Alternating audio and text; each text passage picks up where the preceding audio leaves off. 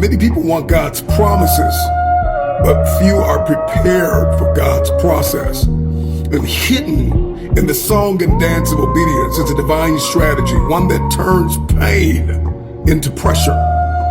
It turns delays into development and ordinary people into living evidence that God keeps his word. Scripture declares that we are living epistles read of all men. And today, we are not talking about chance. We're talking about God's plan, his purposes for your life. A plan that does not just bless you, it will break chains. It will collapse timetables. It will announce to heaven and earth, this lineage, this family will never be the same again. And so when we obey the plan of God, no matter the cost, it doesn't just change your life, it rewrites your family history. Your obedience echoes, it travels, it reaches back into what tried to define you and forward into generations that you will never meet. One yes to God interrupts cycles of generational captivity, where others died in poverty, silence, addiction, limitation, and fear. One yes breaks the chains that once held a family captive. But I'm gonna tell you, God's plan will come at a cost. God's plan is not convenient. God's plan will cost you everything. God's plan demands a response.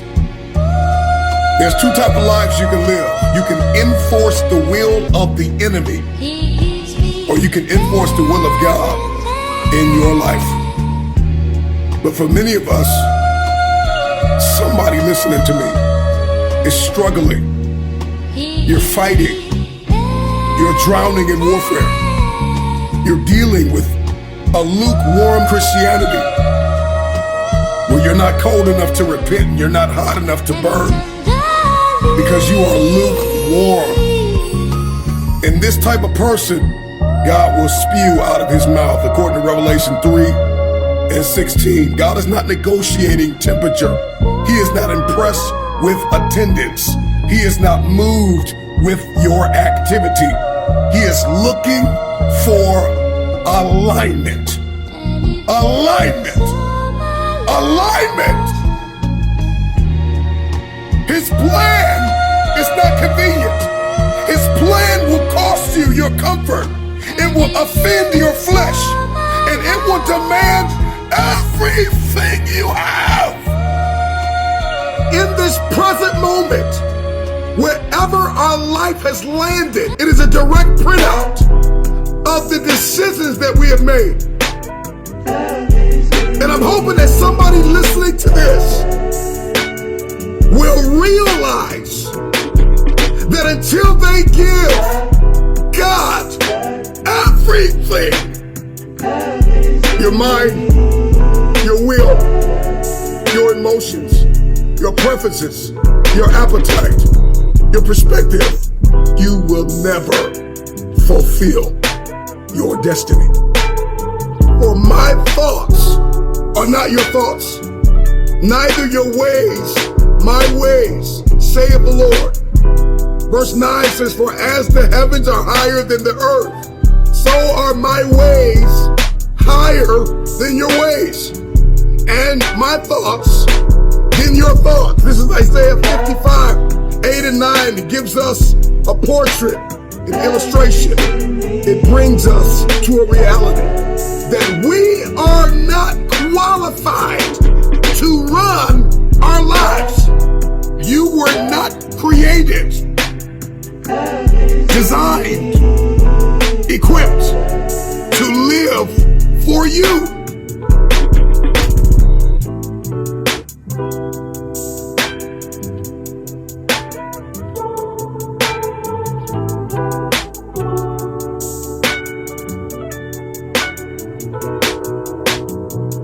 As a man, you can't look for someone to come save you in the face of adversity. As a man, you're going to have to face, the world. You're going to have to face challenges alone. And you can't look for someone to come save you from the big bad wolf. As a man, you're going to have to face life head on. And this is something that a lot of guys are not taught. I mean, that's one reason why it's very important to be raised by a man. Because as a man, you have to be brave. You know, that's one of the roles for a man, is to be brave, is to have courage, is to persevere. As a man, you can't give up in the face of adversity. You can't throw in the towel when times get hard.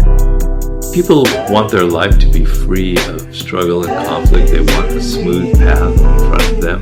When you face adversity or things aren't going quite well, you have to reassess who you are. You have to reassess your opinions. You have to say, maybe I'm not doing this the right way. Maybe my patterns of responding in the past aren't working out.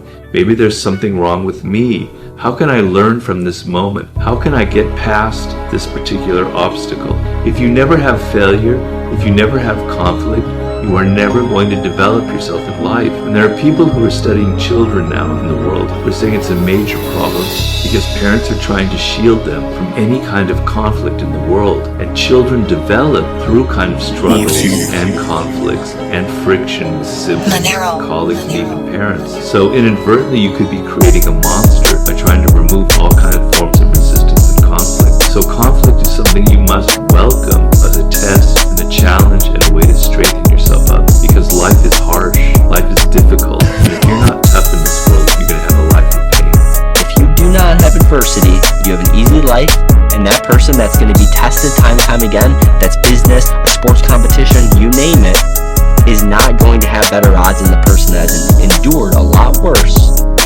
Because the person that endured a lot of it psychologically, they had to go through a lot of things by themselves, right? It wasn't even a relationship, a therapist. They can't help them. They knew in their own mind, hey, this sucks, but this is going to get better. They had faith, they had belief, and they tested themselves. They built their mentality up, the resilience, the grit, and now that is outnumbered in comparison to the person that had all this easy stuff, no adversities. So now it's not even competition. So when you have this breakup, you have a loss, if that's business, say if it's a parent, friend passes away, etc., it's not the end of the world. It's a new chapter for you to develop, use that as motivation, and not a victim mentality to destroy you or an excuse. It's going to build you up. Suffering is a fact of life. And if you look at suffering the right way, it's a great tool to callous your mind. If you look at it as suffering, woe is me, this is bullshit, God, kicking rocks. If you look at it like, okay, motherfucker, you're testing me now. I get it. My soul is broken. But I knew I could fix it, but I was afraid to go back. I was afraid to face the demons of my life, because you start lying. You wouldn't even know this shit about you, so you start lying about who you're not. I define success by you continuously fighting. And every day you fucking eat the right foods, and every day you go to train, you train harder and harder and harder and harder, and you get up earlier, and all these things you do to start forming yourself by always showing up every single day by whatever's in front of you and putting one step in front of the other, regardless what the outcome may be. You live uncomfortable to gain growth. You have to have friction in your life to gain growth. And the only way to do that is to make yourself uncomfortable and get to the point where instead of running from the things you don't want to do, you actually face them and start to gain more and more growth in your life. A life without pain is a life without challenge. And a life without challenge is a life without growth. So not only do I embrace the challenge, embrace the pain associated with challenge and growth, but I even look forward to it in many regards. Some people think I'm strange, but sometimes I even ask for it. Send me a challenge, God, that you think should rid the world of pain. I invoke, please, give me some challenges here, because I need to be tested. I need to be stronger. I need to grow in my resolve with whatever weakness is in my character. Pain is a beautiful thing. Challenge is what life is about. A life without challenge, a life without pain, is a life without growth. Whatever you're going through right now, It's happening on purpose in order to forge you into the person that you were created to be, ultimately. All right? But if you quit, you will never get to be the person that you were created to be.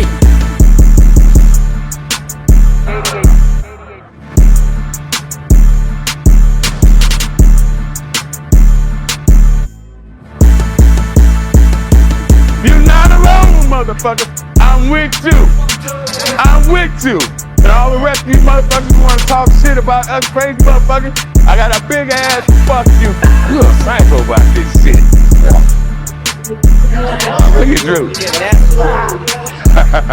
You crazy the motherfucker, ain't Drew? I like that shit. Who else is gonna be fucking enormous? Who else is happy when they go in the fucking store and they tell them they ain't got nothing to fix your ass? Who else would be happy about that shit but a sick motherfucker? Who else wanna crack the fucking sidewalk when they walk down the street? Who else wanna park the motherfucking crowd when they walk down the street? Nobody but a sick motherfucker wanna do that.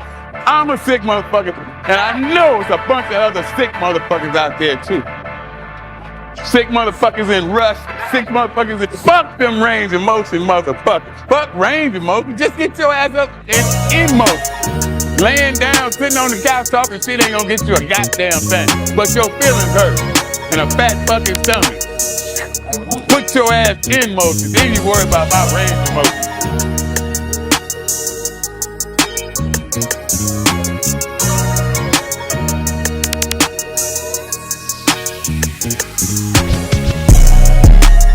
We sick, and I like being sick, goddamn it. If this is sick, then I love that shit. Hell yeah! Get that shit up! Do that shit! Like you ain't gonna never do nothing else! Woo! That's what we do! It's impossible to be too big.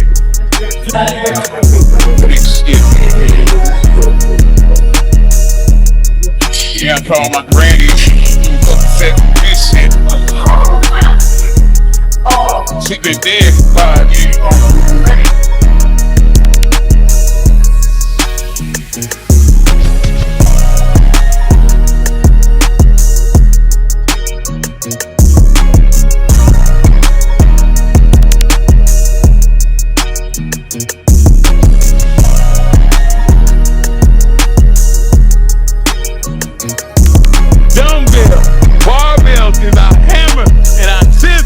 We chisel out a fucking bud, a sculpture to be presented to the world, a fucking masterpiece when we're done.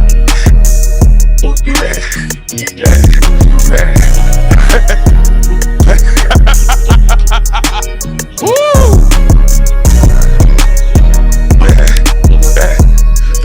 Your tracks today. Woo! I wonder how much shit you motherfuckers can talk if you was spitting out fucking teeth. Punk ass motherfuckers always finding fuck. Hey, hey, hey, hey, hey, hey, hey, hey, hey, hey, hey. Next. Come on, Bulo, legendary Bulo. His lace sock wearing, ball in the back sock wearing motherfucker, talking shit. Squat down like a little bitch you are and talk shit. If you wanna talk shit, stand up like a man, motherfucker, and talk shit. Anybody can do that shit on YouTube. Bring your punk ass over here and talk shit. You be spitting out teeth, bitch. That shit!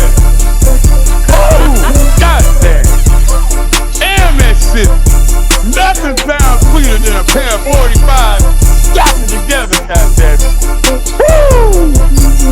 Pull that shit! Pull that! Woo! That's the second time she ever did a deadlift. The second time ever. But she wasn't dead like you Snap City bitches or hurting herself. She said, fuck that, I'ma do this shit.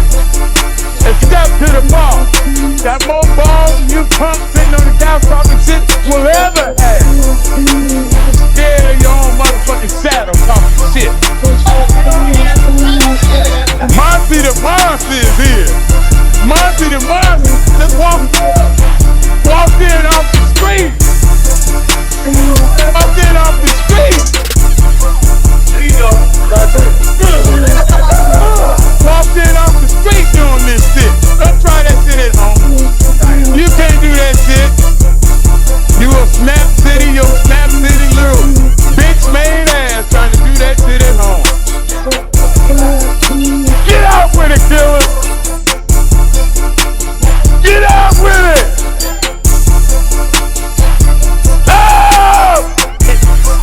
Own this shit. Hero. I got takeover in the 16th.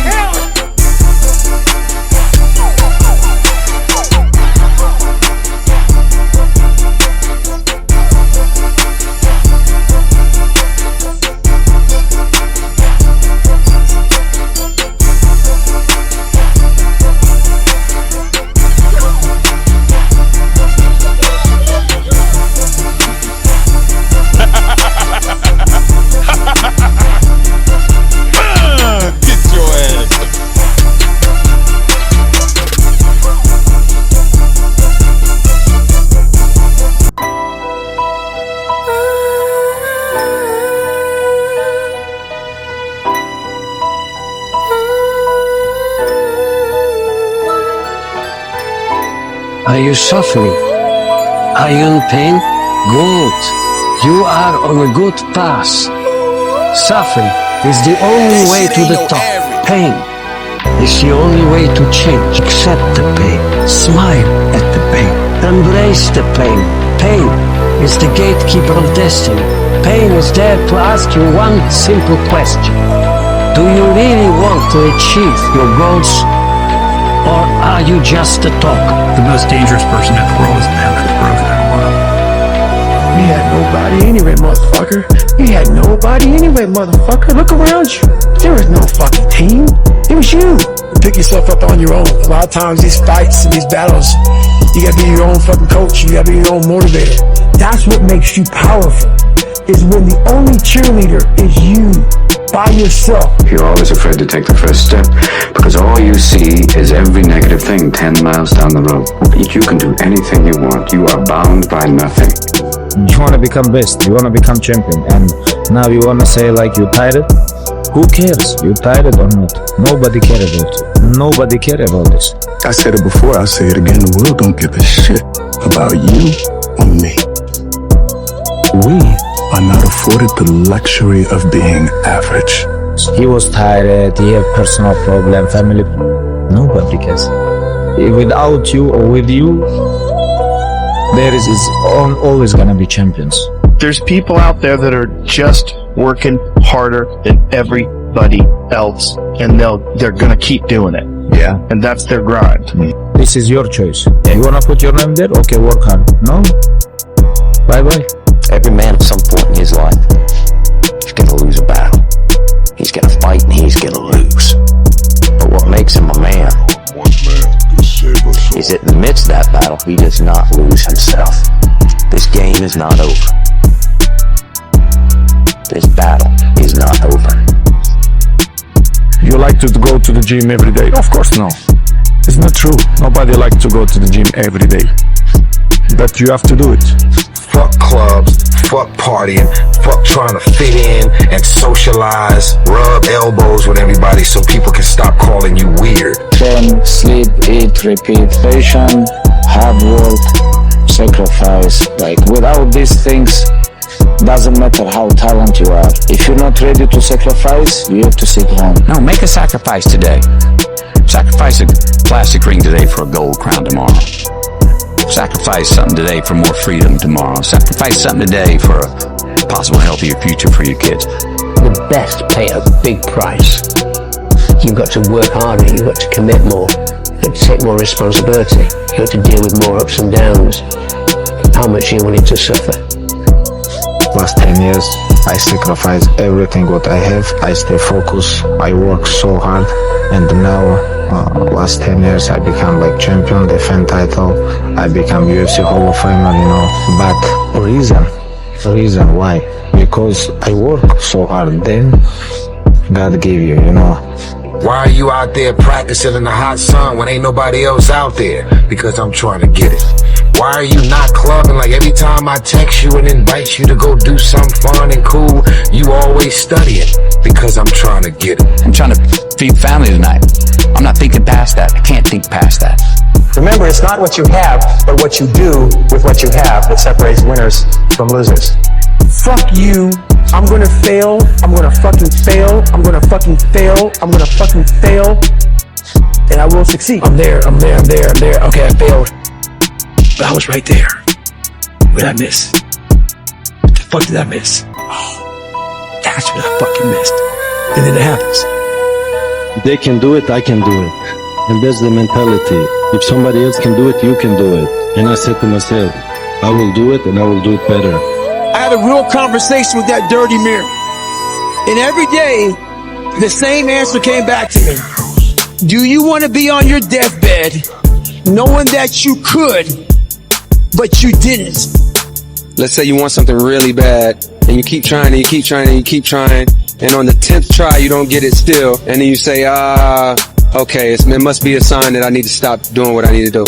But what if you didn't know that on your 11th try, you would have made it. You would have made it happen and got what you wanted to get. So I feel like persistence is important, because if you really truly love something and you truly believe, you should just do it for the love, and you don't get to where you're going, you still are doing something you love. So persistence is very important. You only lose when you give up. Remember this. Remember this over and over again. You only lose when you give up. If you do not give up, you will win from the most incredible positions. I remember I was playing a game with my 9-year-old son, John Leslie, and I beat him 10 straight games in a game called Connect 4. And finally, I said, John Leslie, I'm bored. I don't want to play you anymore. Then I got up. I said, I'm ready to go to sleep now. John Leslie said, no, you can't go now, Dad. I said, why? He said, it's not over until I win. We sat down and we played several other games. And finally, after the 11th game, John Leslie won, and he got up and he yawned. And he said, I'm ready to go to sleep now. When I wake up, I remind myself, nobody owes me anything. Whatever I want, I gotta work for it. And I gotta work like it's already mine. The world don't stop because I'm tired or hurt. So I work, and I'll keep on working hard. Stay focused. And I'm saying to you, what if all of us took that attitude after we face a rejection and a no, and we have a meeting and no one shows up, or somebody say, you can count on me, and they don't come through?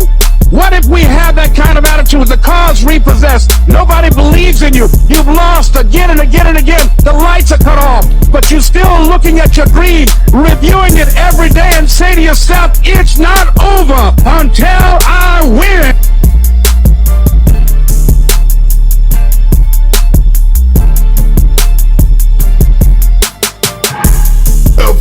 For you. You were born in this earth to follow the purposes and plans of God for your life. And see, one of the biggest issues that we have in our generation is that we are so over-informed and we are under-consecrated. We are not set aside for the purposes and plans of God. In the book of Numbers, chapter 14, verse 33, it says, your children shall wander in the wilderness for 40 years. How many of you are frustrated with where your life has landed, not realizing that your life is a direct printout of the decisions that you have made, and disobedience will build you a house in a place that was only designed to be a hallway. They were supposed to pass through the wilderness. But this is what happened when we decorate our dysfunction, when we normalize delay, and when we spiritualize stagnation. And we get angry with God. And He is waiting for you to align your appetites, to align your heart, your mind, your will, your emotions, everything with Him. His word, His will, His purposes. Today, everything changes, because it doesn't matter if one person clicks this or 100 million people watch. and share and comment. I just want to live long enough to see the day where people don't just know scripture, they live a life of surrender. That they're not just seeking revelation without obedience. 2 Timothy 3 and 5. Abandon having a form of godliness, but denying the power. This is form with no fire. This is language with no lifestyle. We can talk a good talk, but nothing is backed with action. Your purpose demands action.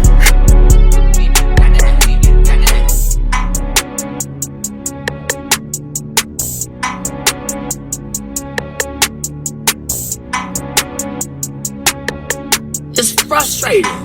I'm trying to listen to God.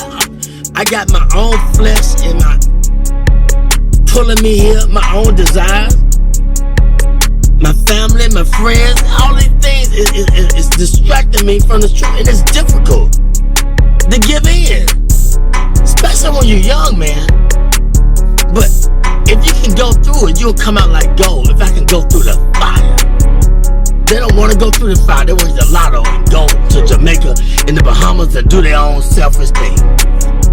But he said, if you wait till I exalt you, I give you the desire of your heart. But it's difficult to wait because everybody's in a hurry. Technology, it's fast, it's in a hurry. They're angry, they're frustrated, they got time, they're on the cell phone, they want to text message you, y'all in the same car, you gonna text message him, he right there. You know what I'm saying? Everybody in a hurry, I don't know where they going, but when they get there, oh, they gonna be sorry. The faster you try to get there, that career, that money, and you gonna figure it out that, man, it was the journey. It was not the destination. You was in a hurry to get there, to come up, to be this, to be that. And when you get there, you gonna feel discouraged more than you did before you even started to get there. Cause it was the journey, the people that you didn't stop to talk to like me at Chicken.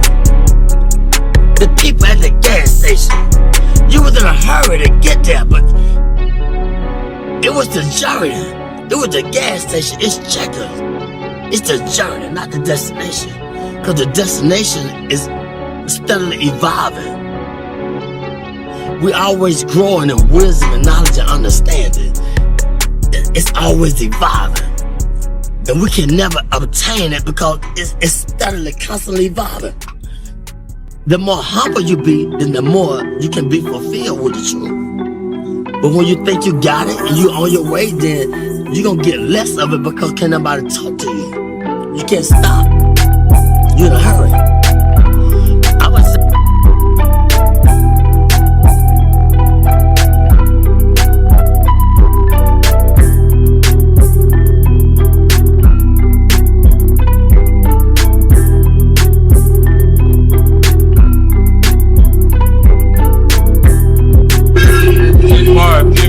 any normal Olympic ball. But you know what?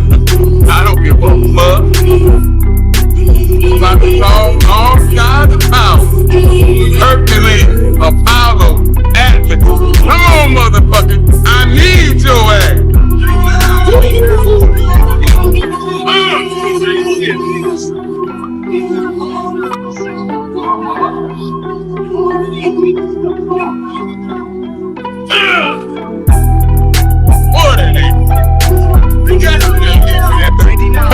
This ain't shit. I ain't gotta look at this shit.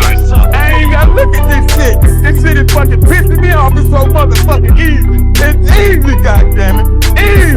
I ain't even gotta look at this bullshit. It's upset me how motherfucking easy this shit is.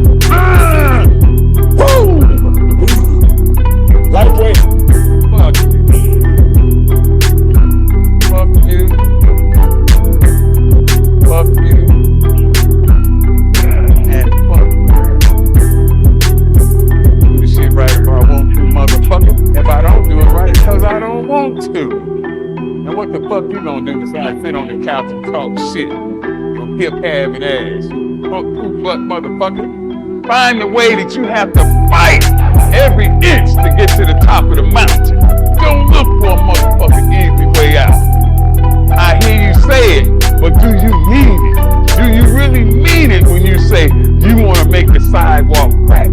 Do you really mean it when you say you tired of being an ordinary motherfucker? Do you mean it when you say you don't be like everybody else? Do you really mean that shit? Or you just talking to hear yourself talk? Damn, it sound good, motherfucker, but everybody can't do this shit. I heard a lot of you say you want to be a sick motherfucker. You want to be an iron addict. But are you willing to pay the price to be a sick motherfucker? Are you willing to pay the price to be a yoke motherfucker? Are you willing to pay the price what it takes to be a big motherfucker?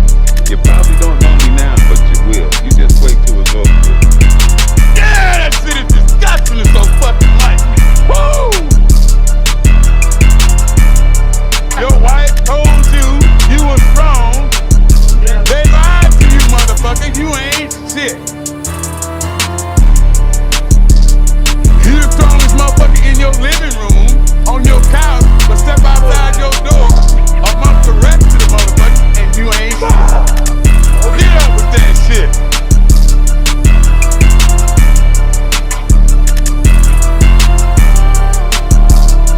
Not on this stage just because of talent or ability. We're up here because of 4 a.m. We're up here because of 2-a-days or 5-a-days. We're up here because we had a dream and let nothing stand in our way. If anything tried to bring us down, we used it to make us stronger. I obsess over what I do. Like, I want to be great. I want to evolve. I want to grow. I don't want to stay the same. So I want to continue to, pour into it. And in order to do that, you got to put time in the gym. You can't eat what you want all the time. You got to eat what you have to eat. Staying out the streets, staying out the clubs. I'm not partying. Like that's a real part of the sacrifice of the journey that you're on when you try to be dedicated to it. Sometimes I look in the mirror and get little frights as well looking at myself because I am an absolute animal, a machine. So I probably wouldn't want to fight me either. So it is what it is. I'll be there, I know that. What will you do? Rebuild it. Just the way it was, brick for brick. We did not come this far to just break down and lose now. I don't know if y'all know, but we're gonna win. I don't know if you feel it, but we're gonna win. I don't know if you can see it, but we're gonna win. You got to understand, we're gonna win right now, not later. Right now. I'm winning anyway. I'm winning. I'm winning any motherfucking way. I can't lose. Shit, you can shoot me, but you can't kill me.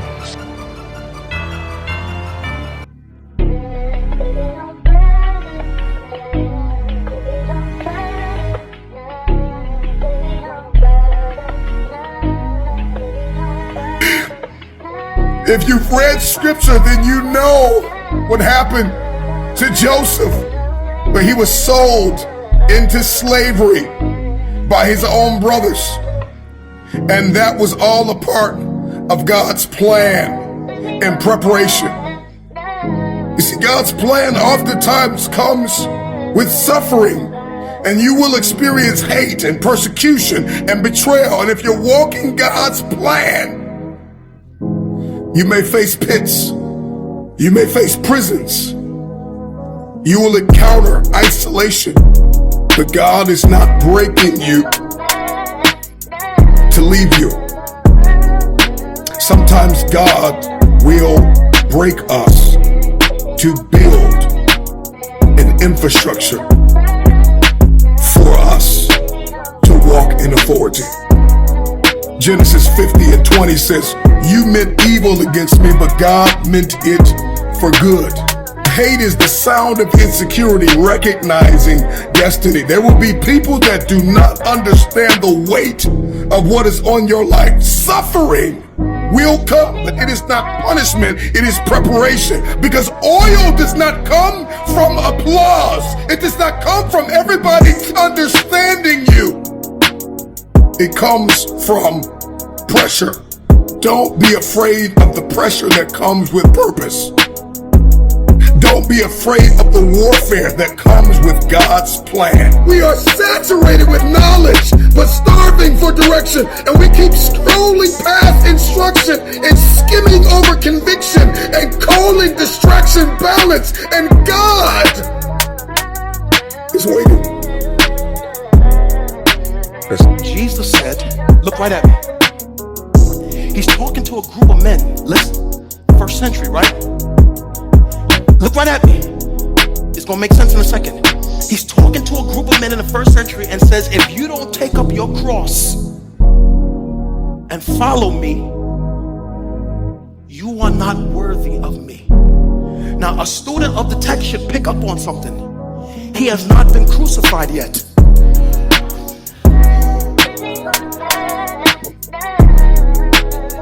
They have not seen him executed yet. So now I go study culture because you need context for the text. What empire's in charge during this time? Rome. What form of capital punishment did they perfect? Crucifixion. And if you study history, you know what you would see in the days of Rome? You would be walking up the street and see guilty people nailed to crosses on the side of the street. Now watch. But they did not get there with help. You would see men walking through the street. I don't even know if I can pick this up.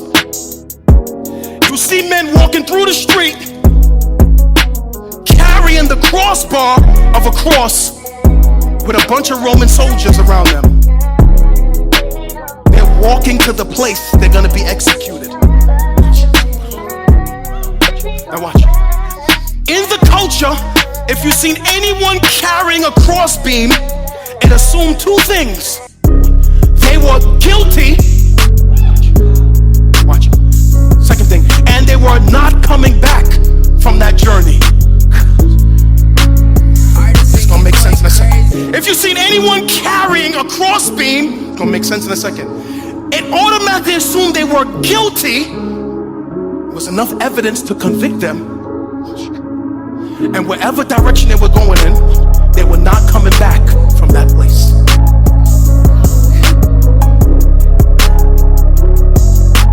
Now Jesus said, unless you take up your cross.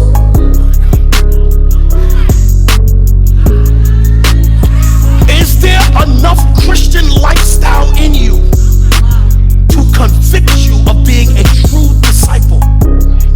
If we saw your heart, your life, your deeds in the dark, could somebody look at your posts, your life, your marriage, your parenting, and say, this person is guilty. This is a true believer. Here is a true follower of Jesus. Is there enough evidence to convict you of being a disciple? Or are you only a Christian with posts?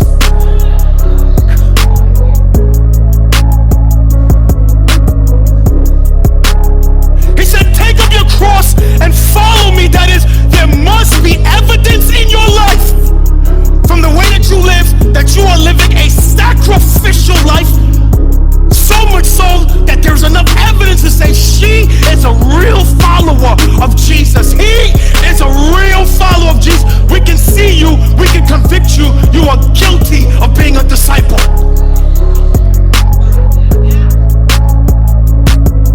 You at 2019, are we making disciples, but are you living as one? See, I told you to be quiet right now, right? But let's go further. Anyone carrying a crossbeam, watch, was not coming back from their journey. Put it together. That means if you're a real disciple, your life is headed in only one direction. There is no going back. There's no going back to what Jesus delivered me from. There is nothing behind me that I am going back to. I'm not going back to what he delivered me from. Delivered me from pornography, not going back. Delivered me from sexual identity issues, not going back. Delivered me from fill in the blank,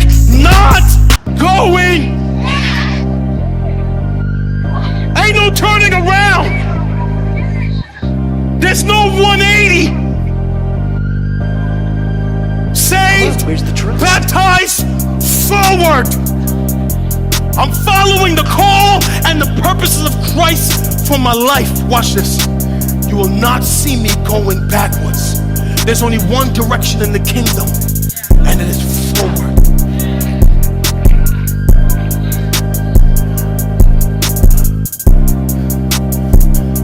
There is something very powerful about a person so sold out for Christ.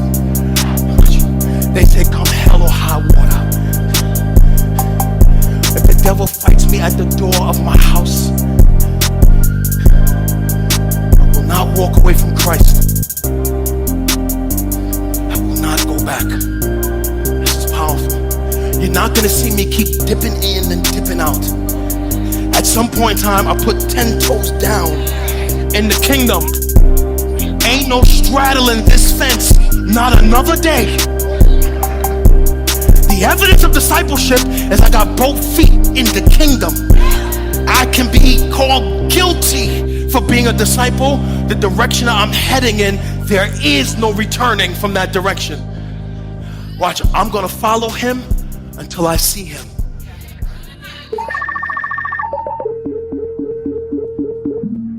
Everybody look at me, I'm almost done. Watch, look right at me. I need 5 minutes. No, this is serious. Look at me, eye contact, this is serious. Because, I don't want to say this. We live in a culture that makes Christianity easy.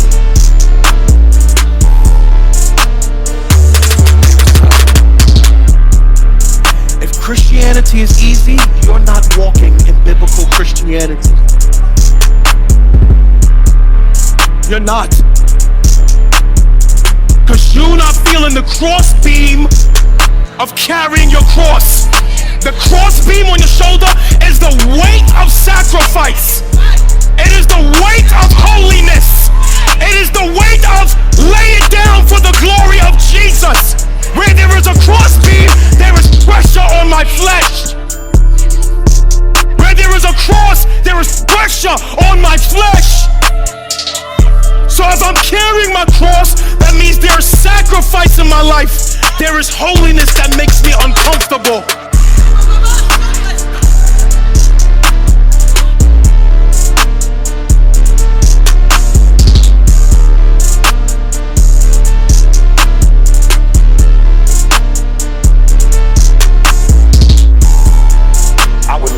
Tell you that on the road to success, everything is gonna work out. It's not. It's gonna be a dog fight. It's gonna be a dog fight. On the road to success, I lost 5 aunts to cancer. Dog fight. In the midst of my business, I lost aunts. I had to go to funerals. We had to get on a plane. We had to drive. We had aunts that are close to my age who died, who didn't have insurance. We had to raise money. A dog fight. It's a dog fight. Like, you don't see that on YouTube, you don't see that on my TGI. It's a dog fight. My wife, 3 years ago, 7 legions found on her brain. It's a dog fight. People want this to be cut and dry. They want this to be easy. They want it to be quick. They want it to be painless. There's nothing easy, quick, and painless about being fucking great at building anything in life, creating anything in life, becoming anything in life. You are going to suffer. It is going to be hard. It is going to take all of your energy. It's going to kick you in the fucking face 1,000 times. My soldiers push forward. My soldiers relax. My soldiers relax. I will not be defeated. I will not be destroyed. I will take everything that happens in my life, and I will allow the pain to push me to greatness. You will not break me. You will not stop me. You will not defeat me. The only way I lose is if I quit. It's going to be a dog fight. And so if you're ready to quit, then don't get started. If you're ready to quit, don't get started.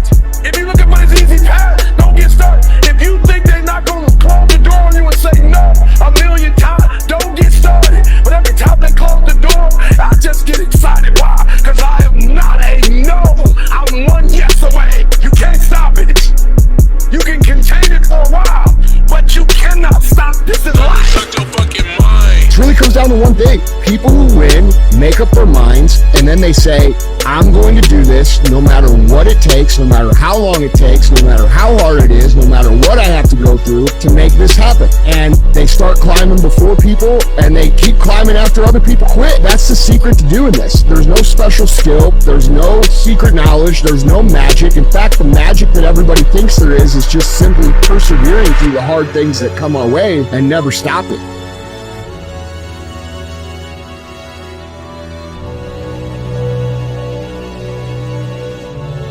Is that when it feels scary to jump, Ian, that is exactly when you jump.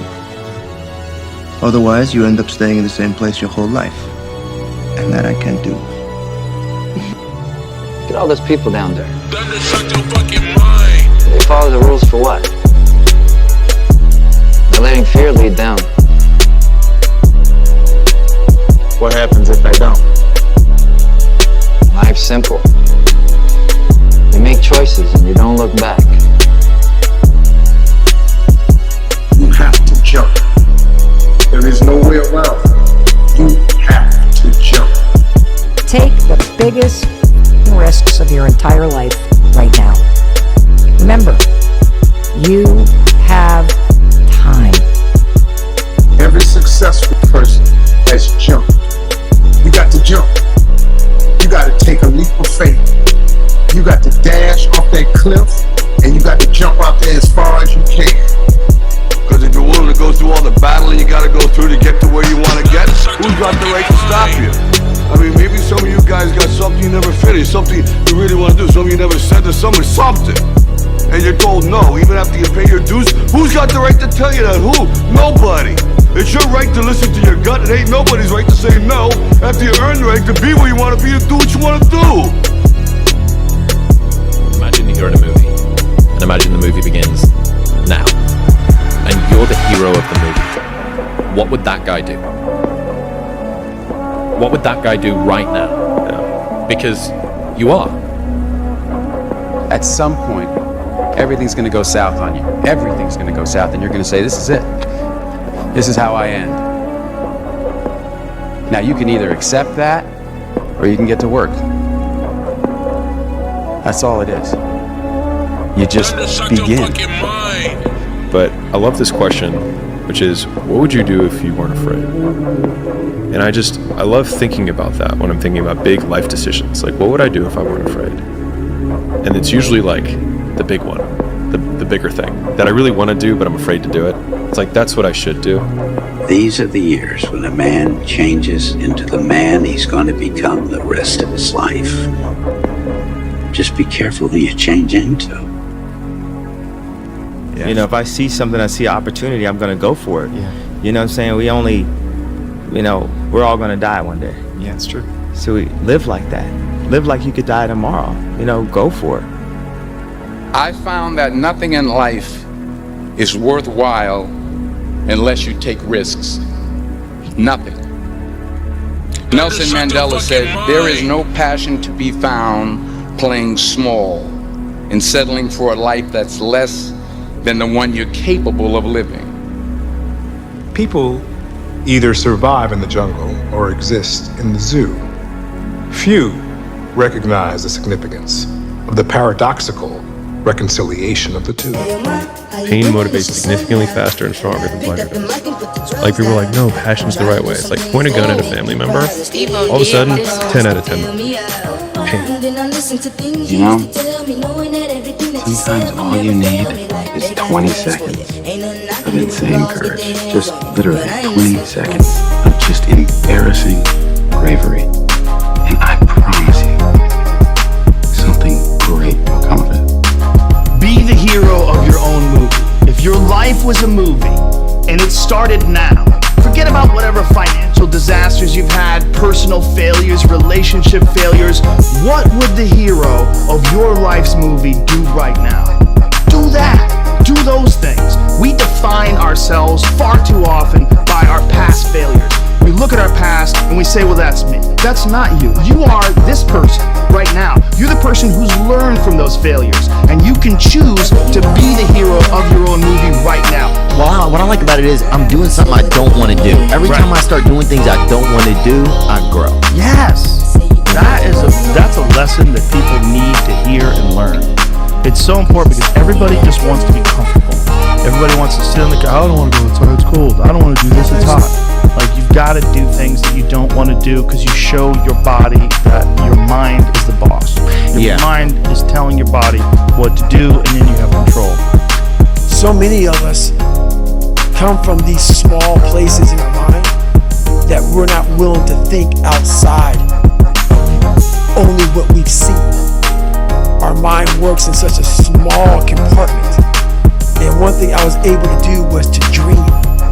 Many people that don't make dreams your master. But I was able to dream outside those four walls of that small town. And until you're able to really put yourself into that dream, but don't make dreams your master, that's where you truly become what you're destined to become. Following your dreams is a lonely, solitary, scary, dangerous pursuit. You can't wait for somebody to think you can do it. And it's like because they don't think you can do nothing they can't do. Exactly, bingo. Right? You know what I mean? It's like it's a lonely, scary, dangerous pursuit, and you got to be willing to risk everything to become that seed of what you believe is in there. You got to be fearless. You got to be relentless. Well, you should be afraid of taking risks and pursuing something meaningful. But you should be more afraid of staying where you are if it's making you miserable. It's like the first thing you want to do is dispense with the idea that you get to have any permanent security outside of your ability to contend and adapt. It's the same issue with children. It's like you're paying a price by sitting there being miserable. You might say, well, the devil I know is better than the one I don't. It's like, don't be so sure of that. The clock is ticking. And if you're miserable in your job now and you change nothing, in 5 years you'll be much more miserable and you'll be a lot older. It's crazy until it works. And so, I mean, if you think of the outcome as the trump card, then all of the pain and suffering that you lead up to that point, if you're just, I'm trying to think of an appropriate saying. I was going to say balls deep certain. That no matter what, you will die or you will get there, then the likelihood that all of the things that you've done up to that point will then be justified in retrospect is super high. And I actually see that as super compelling, as a thing to latch onto in harder times. You know, some of y'all are motivated by broke. I'm broke, I'm stuck, I'm f***ed up, I can't do nothing. Some of y'all are motivated by just wanting to accomplish the things that you want to accomplish. Other folks are motivated by materialistic things. It's a very simple concept. If you want it, you gotta go get it. Move your body. Get it going. You'll feel better afterwards. I know you don't want to do it. I fucking hardly ever want to do it. I maybe want to actually do it 5 out of 10 times. But I do maybe it. Less. Yeah. But I do it. I just do it. I know what it's like to not want to do it. I get it. Shut up. I just start talking to myself. I go, come on, pussy. What are you talking about? Do it. If I was you, outside of you, knowing what I know, if I could read my mind, I'd be like, come on. You're just being lazy. Put your fucking shoes on. Yeah. Get a sweat going, then you're going to feel pumped. Come on, man. You've done this a million times. And then, invariably, I'll be in the middle of the workout, I'm sweating, I'm like, yeah. Yeah. Woo! Yeah. And then I get into it. So what I encourage any and everybody to do is just understand who you are. Truly understand who you are. Learn yourself. Yeah. Learn yourself. Easy. But if you trust him, he will see you through. Proverbs 3:5, trust in the Lord with all your heart. And do not lean into your own understanding. The Bible says in Psalm 46:10, be still. And see, stillness requires discipline. You have to trust God to be still. We are so addicted to moving. We are so addicted to talking. And then we don't realize that we walk away and we think it's done and it was nothing but a band-aid. But God is the physician. The Bible says in Psalm 46 and 10, be still and know that I am God. You can't be still unless you trust him. It says, I will be exalted among the nations, I will be exalted in the earth.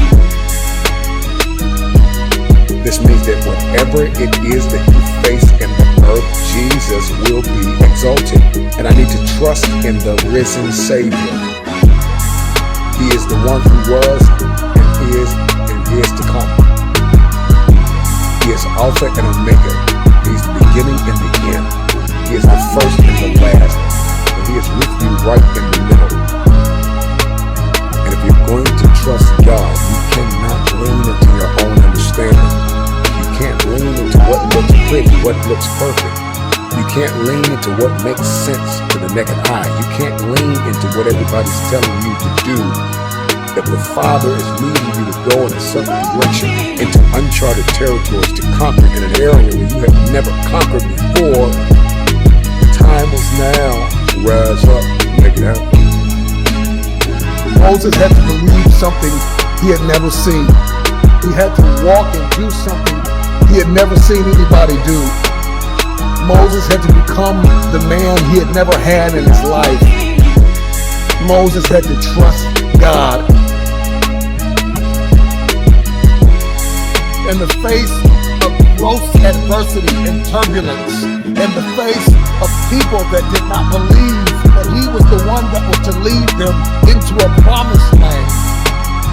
Even if you are tired, even if you are weary, even when you don't completely believe, can you trust God? The Bible says in Exodus 14:21, and Moses stretched out his hand over the sea, and the Lord caused the sea to go back by the strong east wind all the night, and made the sea dry land, and the waters were divided.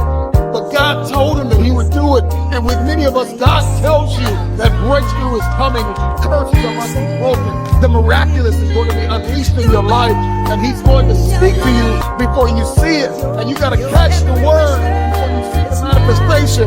You have to stand on the word of God before you see it. Stand on it before you see it. This is the beauty and the brilliance and the power of leaning not to your own understanding, but trusting the God of Abraham, Isaac, and Jacob, the God who was and is to come, the God that is already standing at the end. He's at the beginning, and he's with you right in the middle of the worst hour of your life.